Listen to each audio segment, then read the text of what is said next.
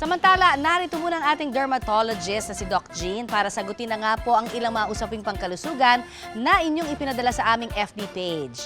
Good morning, Doktora! Good morning, Connie, and of course, good morning po sa lahat ng mga nanonood ngayon ng Pinoy MD.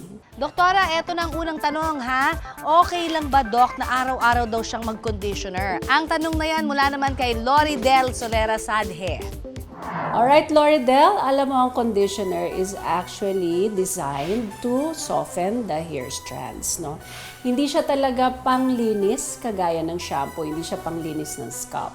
So may tamang paraan lamang ng paglagay ng conditioner. Ang sabi nga nila, after a shampoo, then you use a conditioner at the tips of your hair lamang. Dito lang sa tips, no?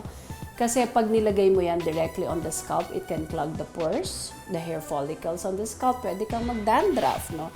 So dito lamang. And yes, pwede namang araw-araw maglagay niyan. Especially dahil nga lang ito nilalagay dun sa dulo ng ating hair strands. Back to Doktora Jean tayo. Doc, ito, totoo ba na nakakaganda naman ng balat ang pag-inom ng contraceptive pills? Ang tanong mula kay Kath. Kat, ang oral contraceptive pills are not designed to improve the skin, no? Kaya sinasabing oral contraceptive pills, actually, it is a contraception or pang-iwas na magbuntis ang isang babae or to control hormonal issues or imbalances, no? Yun nga lang, ang oral contraceptive pills have been proven also to improve acne, no? In some patients, no?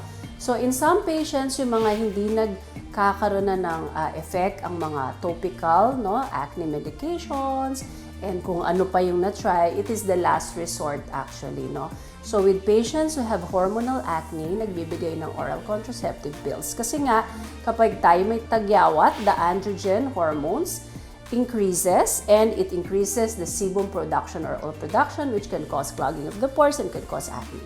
Now, the oral contraceptive pills have estrogen, which can actually lower the effects of the male hormone or the androgen. So, it decreases oil production. No? Oral contraceptive pills actually helps to control acne in some patients, but it is not the first line. It's actually a last resort for patients who have hormonal acne. Because you cannot actually use oral contraceptive pills for the skin long term, it has side effects.